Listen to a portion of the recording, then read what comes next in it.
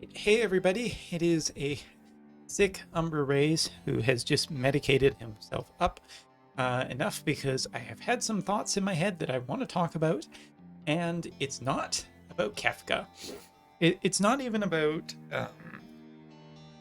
really anything to do with FF6. It's about a question of, like, some people have said lately, of like, is Wotv gonna die? And the answer is yes, eventually. If you want to get truly profound, we're all going to die someday. But that being said, I think a much better question to ask is Wotv healthy? Is Wotv in a good state or not? And I'm here to talk about that today.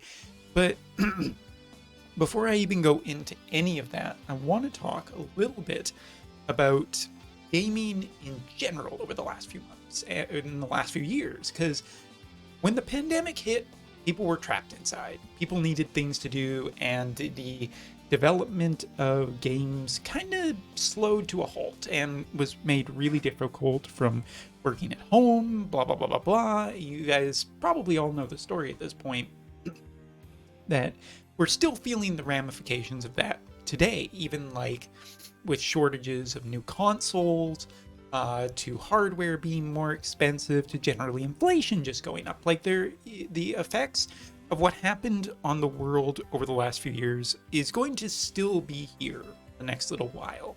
So what does that have to do with gaming? Well, honestly, now that things are opening up and whatnot, it feels like the time of live service games has really started to dwindle a whole bunch. So a lot of the preface of talking about the question that I'm asking in this video, and that I want to answer in this video, is to deal mostly with, looking at what has been very successful in games in the last few years.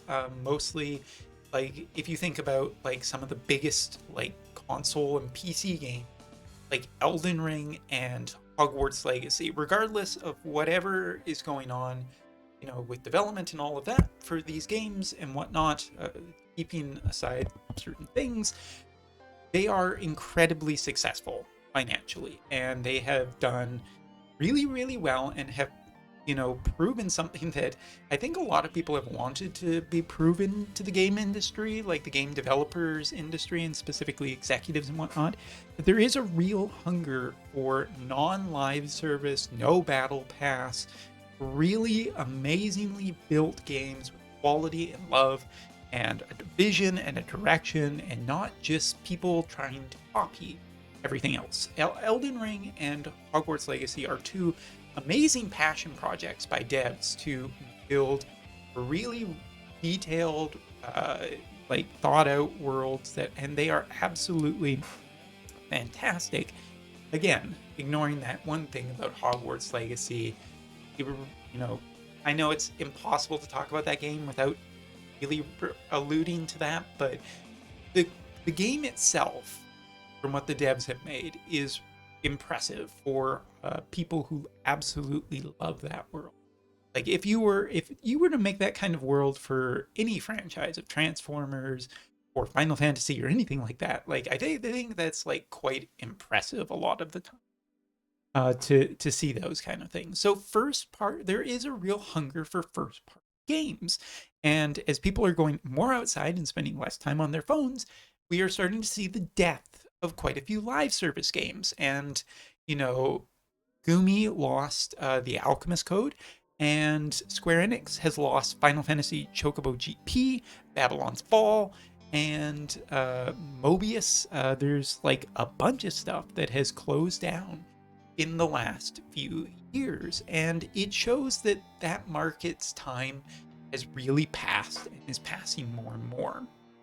And here's the thing: these companies chase so hard after the things that they see are successful in other companies, right? Like, they see their Fortnite and it's like, wow, Fortnite made $1 billion. Isn't that amazing? We would like $1 billion. I mean, I would too. I wouldn't use all of it. I'd give it to other people because, that's just too much money for me. But They see that and they just want to copy that. They want to get that. And the thing is that I think that the ship has sailed in terms of the gotcha dreams, because that's the thing, right? You look at some of the biggest gotchas still, Genshin Impact. I think Fate Grand is still quite large. Like there are huge mobile games, but I think that if you are trying to chase after those specific markets, you're going to fall flat on your face, because the people who already are in those are already too engrossed in them to leave the product for something else. And if your current product isn't really doing that well, maybe it's time to rethink it. So, getting back to that question, after discussing a whole bunch of stuff in the games industry, is Wotv healthy on the global side or the JP side? I'm going to say this from the JP side. From recent shared statistics, a lot of JP seems to be way older accounts and less under rank 100. Now, of course, that could mean a lot of things. It could mean that you have a bunch of casuals. It could mean that a bunch of new people have started playing and spent thousands of dollars instantly just to try and catch up. That is a distinct possibility. And without seeing the exact numbers, I can't tell you. But for the most part, from my experience, Wotv has absolutely slowed down on the JP side. And I think, I will be absolutely retract this if this is true, but JP yesterday just got announced its 23 million download celebration, and it feels like a year ago or longer that we were celebrating the 21 million download celebration. And even more than that, it happened, it feels like that happened with global and JP combined. So it feels like they're trying to pad their numbers, they're trying to get those numbers up any way that they can, but it definitely has felt like it's slowed down a lot on both sides. And from a JP player's perspective, my guild has lost a lot of players, so much so that our guild just doesn't feel like it wins that much anymore.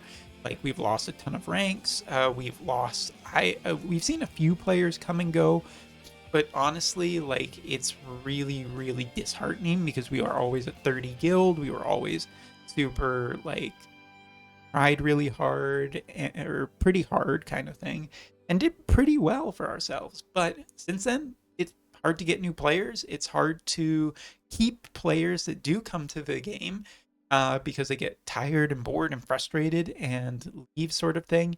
And JP, I'll just say it right up front for the people who don't know. The third anniversary was pretty negative received by a lot of players.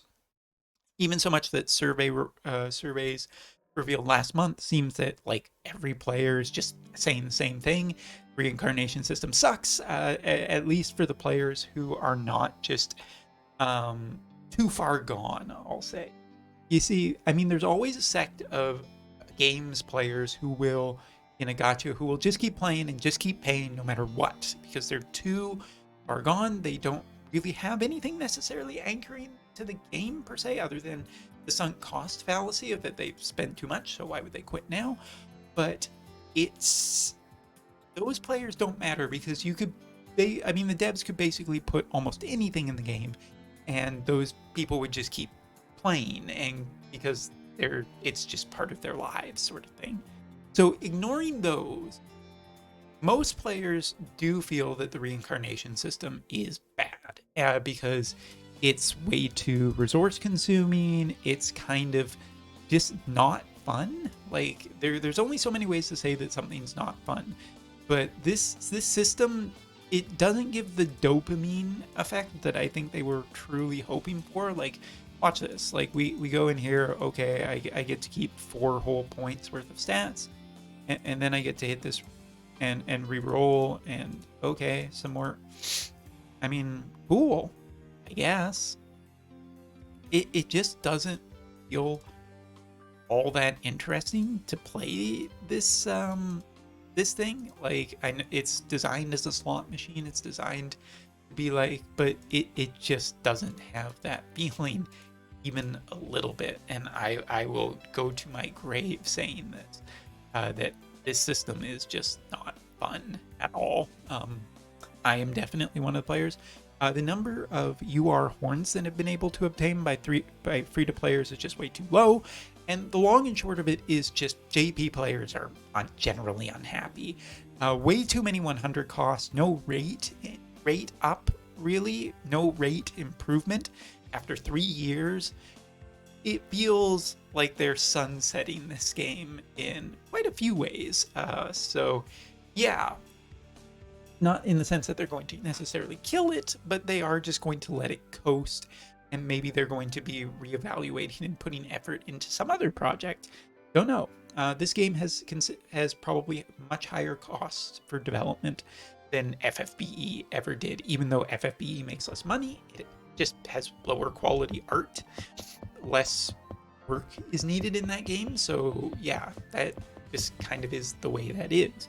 But the reincarnation system for JP hasn't been viewed as positively, and I don't expect it to be positively by Global. And with the offer gate thing, content creators leaving both on JP and Global, I think that this is kind of a sign that Wotv is not healthy and is definitely making needs some help. So here's the thing. To close out this video, I would like to say that this is a good chance for the devs to rethink about how this game is viewed, because it might not be so much about getting new players as much as it is trying to keep a lot of players. And who knows, maybe if you make everybody who's still here happy, maybe they'll spread word about how good the changes are and that how much it's worth come back. Because the biggest and best change that they've ever made is just finally saying, okay, you can have background farming, because farming sucks in this game. It's time consuming, it's not fun, it's not interesting, it wastes our lives, and it wastes our phone's battery. And it's a good thing I honestly think if background farming hadn't been implemented, the game would probably have lost a considerable higher amount of players at the But I want to suggest that there are a couple of ways that they could really go about making the game better, which is, if you're going to do more 100 costs and more 100 limited costs and 100 cost collaboration units like this, maybe just finally give us a rate increase for URs. Because the thing is that pulling a old UR is pretty much the worst feeling in this game that you didn't get in its time. The best example for me is Amnelis, who just came out on Global, but I skipped her because of course I did, because I chose Sephiroth, but now I got her, and I just can't get her to a point where she's useful. And you know what? There are so many much better viewed community-wise games like Princess Connect that are just way more generous. And you know what? You catch more flies with honey than with vinegar a lot of the time. Like, something's got to give, something's got to change. You could also just, just make shards more available, and I mean constantly. Like, up the number of units that we can farm in a day, more spots in the barracks, anything. Like, if the margins on this game are this bad that you already charge people this much money, maybe try lowering the costs. Maybe do a whole bunch of things, because you're not going to get the Genshin crowd. You're not going to get a lot of gacha. Nobody is coming to this game. And the few people are coming to this game. And the few people who are don't seem to be sticking around. So what are you going to do? You got to do something to make this better, if you guys even care. And trust me, I've been in these situations where it's the team has resigned itself. The CEOs are already moving on to the next town and the next scam, maybe. But if that's the case, then it really is time to pack up and leave, sort of thing. Like, honestly, doesn't matter how many smiley face people you put on the PR team if the product is just awful. So I'm going to say this at the end of this video. Is Wotv healthy? No. Does Wotv still have a chance? Yes. but I think that door is closing. And I think that for me personally, about the 3.5 anniversary is when I will sunset out, where I will just coast and kind of gradually go away. No, because in all honesty, it is a fun ride, and I've made a lot of friends through streams and content and everything, and Diggs and Orange A, and so many content creators are fantastic. But if there really isn't going to be any super positive, more friendly changes to the player, then it's truly time to just let Wotv die. I mean that. So thank you so much for watching. Take care. I'm going to continue being sick, and see you next time.